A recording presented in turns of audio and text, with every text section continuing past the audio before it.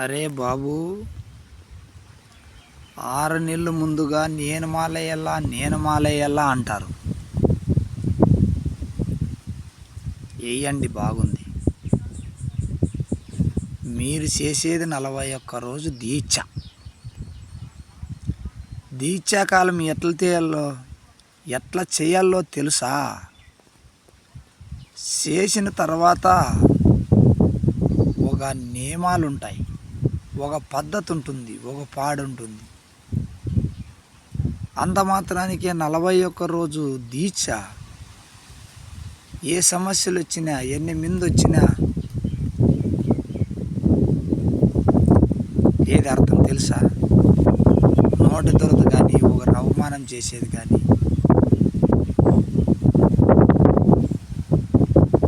ఎవరినన్నా కానీ అన్యాయంగా మాట్లాడేది కానీ, ఆ 41 రోజు మీరు మంచిగా బాగా నిర్భయంగా ఆయన మీద, శివుని మీద దృష్టి పెట్టి మీరు సాధియండి. క్రమశిక్షణంగా ఒక పద్ధతిగా సాధియండి. అంత మాత్రానికే నాకు శివుడు కాపాడలేదు, నాకు అన్యాయం చేస్తున్నాడు, నేను ఏం చేసినా మాలేసినా నాకు ఏమీ కాలేదు, ఊరికేదే మాల ఎత్తి అనేది కాదు. మనము కూలిపోయిన తర్వాత రేపు వారం ఇస్తాం కూలి అంటారు, కష్టపడిన దుడ్లు.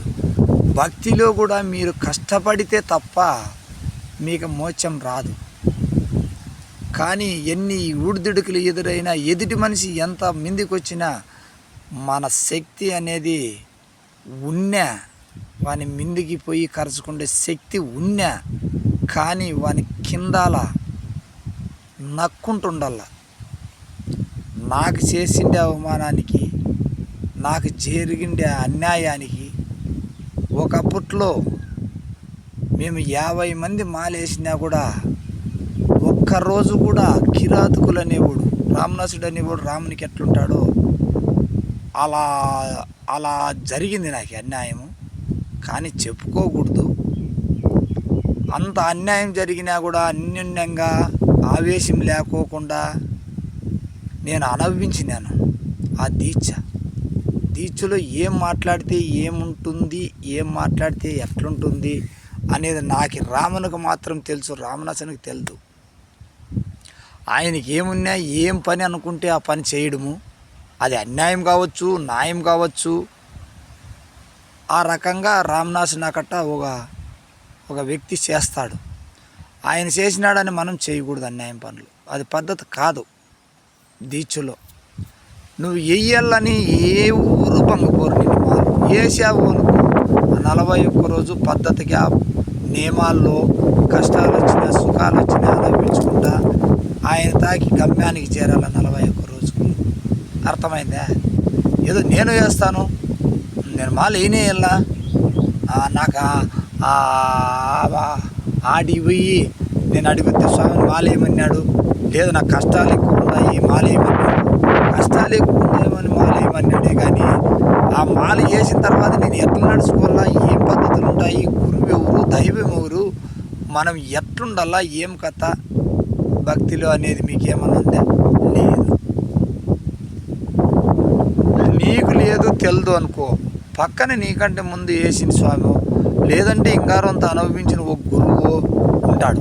ఆ 41 రోజు ఎంటాడి కానీ, ఒక తెలిసినోనికి గురువు కానీ, కొంత తెలివి ఉన్నోని కానీ ఎంటాడి స్వామి నేను ఎట్లా నియమాలు చేసుకోవాలా, ఎట్లా అన్యోన్యంగా ఉండాలా, ఎట్లా ఉంటే నాకు దేవుడు బాగా కాపాడతాడు, నా ఇంటి సమస్యలు ఇట్లుంటాయి, తెగాలంటే ఎట్లా, ఆయన ఇంకా 1 గంట సేపు కూర్చొని ఆయన కాళ్ళ కింద కూర్చొని, నీకేమి వినం కాదు, నీకేం తప్పు లేదు, కింద కూర్చో, అడిగిన తర్వాత ఆయనకి ఏదో తెలిసిన మాత్రం చెప్తాడు. ఆయన కూడా 10 మాటల్లో కనీసం అంటే ఒక 6-7 అన్నా ఖచ్చితంగా చెప్పింటాడు, ఇట్లా నడుచుకోవాలని. అదే రోజే ఆయాల నుంచి నువ్వు క్రమశిక్షణంగా నడుచుకో. నీకు ఎలా కూలిపోతే ఈ వారం కాకపోయినా రేపు వారం ఇస్తాడో లెక్క కూలిదుడ్లు, శివుడు కూడా అదే రకంగా నీకు ఇవ్వకపోతే అప్పుడు అనుభవించే దాంట్లో నేను చూసా, అనుభవించా, అగసాట్లు పడినా, అవమానాలు పడినా, తిడితే కూడా పక్కకు పోయినా. అర్థమైందా? ఒక రామునికి రామణసుడు పోటీ ఎట్లుంటాడో భక్తిలో కూడా నువ్వు ఎదిగే కొద్దీ ఎవడో ఒకడు నిన్ను చెడబెట్టేదానికి ఖచ్చితంగా వెనక ఉన్నే ఉంటాడు. కానీ వాడు చెడబెడతానది కాదు, నువ్వు చెడిపోకూడదు. అర్థమైందా? నువ్వు చెడిపోకూడదు. కానీ ఏమి ఊరొచ్చి చెప్పి తిడతాడు, పోతాడు, అంతే కదా. వాడు చెడబెట్టాలనుకుంటాడు, మన మనసులో ఏదైనా చెడబెట్టాలనుకున్నా కూడా మనం చెడిపోము కదా. అనంతకుడు ఏదో వాని ఆవేశంగా వాని ఆలోచనతో వాళ్ళు చేస్తూ అంటారు, కానీ మనం చెడిపోము. చెడిపోయేది వాడే లాస్ట్కి. అర్థమైందా?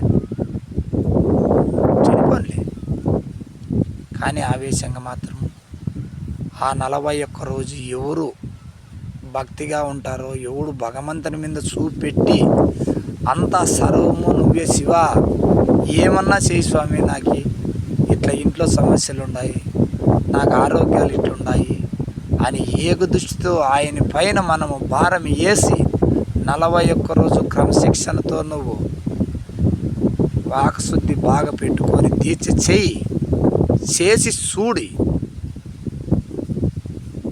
దాని సుఖాలు ఎట్లుంటాయో, నీ ఆరోగ్యం ఎట్లుంటుంది, నీ పెళ్ళాం పిల్లలు ఎట్లుంటారో దాన్ని చూడు ఒక్కసారి. నాకు అనుభవం ఎట్లొచ్చిందంటే, నేను ఒక 20 ఏళ్ళు మాలేసిన.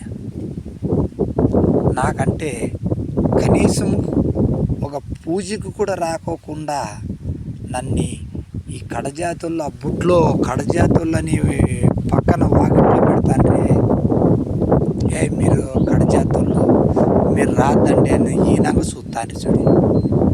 అంత ఊరికి ఒక పెద్ద గురువు అయినా కూడా దౌర్జన్య పరులు నన్ను పూజకి రానివ్వకుండా, వాళ్ళ ఇంటికి రానివ్వకుండా అవమానాలు చేసినారు. కానీ రానీలు కూడా రానిలేదు. కానీ నేను రానిచ్చినాను. వాడే కాదు రాజు, నేను రాజు. అర్థమైందా? వాడు పుణ్యక్షేత్రంలో ఒక శివలింగాన్ని ఎత్తుకొని ప్రతిష్ఠ చేసిందే పుణ్యము నాకు అబ్బింది. వాడు కాక్యాకట్ట భజన చేయాలా, బజార్లో నేను బాగా కానరాలా అని కాక్యాకట్ట అరుచుకుంటా వాడు భజనలు చేసుకుంటున్నాడు. శివలింగం తలకాయ మీద ఎత్తుకొని ప్రతిష్ఠ చేయాలంటే ఎంత పుణ్యం ఉండాలో తెలుసా? ఆయన నీకు ఏమి ఇయ్యాలో ఆయన ఇస్తానే ఉంటాడు. వీళ్ళు వాళ్ళు అట్లా అనుకుంటారు, ఇట్లా అనుకుంటారు, అవి కాదు మనకు కాల్చిండేది. ఆ దైవ నిర్ణయంలో ఉండి వాక్శుద్ధి బాగా పెట్టుకుంటే ఏ రోజైనా నువ్వే ఒక రాజు, నువ్వే ఒక గురువు, నువ్వే ఒక దైవం. ప్రతి ఒక్కడు పోటీ ఉంటాడు తెలుసా? సైనికునికి కీచుకుడు ఉంటాడు, రామునికి రామణసుడు ఉంటాడు, ఈ అల్లాకి సైతాన్ ఉంటాడు. ఎవరో మనం ఎందుకు వస్తున్నారో, మనకు పోటీ వస్తున్నారో, మనం అంటాడారని ఆవేశపడద్దు ఎప్పుడన్నా. కానీ ఎంత అనకవుగా ఉండి, ఎంత వాకశుద్ధి పెట్టుకొని, ఎంత పద్ధతిగా ఉండి, ఎంత దైవ నిర్ణయంలో ఉంటే నువ్వే ఒక రాజు. లాస్ట్కి చివరికి